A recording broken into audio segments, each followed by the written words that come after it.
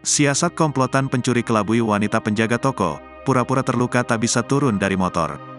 Beredar di media sosial sebuah video yang memperlihatkan aksi pria kelabui penjaga toko, dengan modus bertanya barang toko, tapi tak mau turun dari motor dengan alasan luka.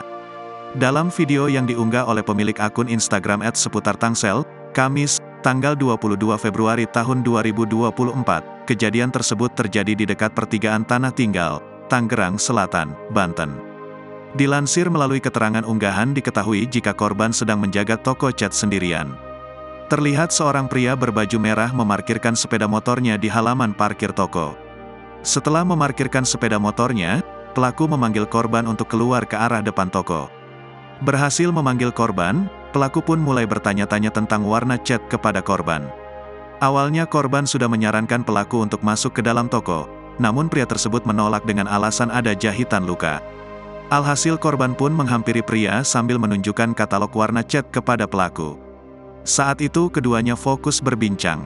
Namun tiba-tiba, teman pelaku berkaos biru datang dari arah belakang masuk ke dalam toko tanpa korban sadari.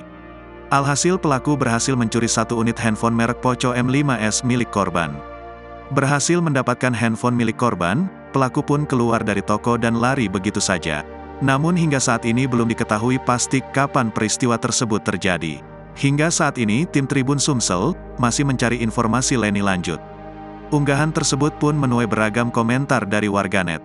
Tak sedikit dari warganet yang mengecam aksi kedua pelaku tersebut, serta meminta pihak berwajib untuk menindaklanjuti peristiwa tersebut. Download Tribun X sekarang, menghadirkan lokal menjadi Indonesia.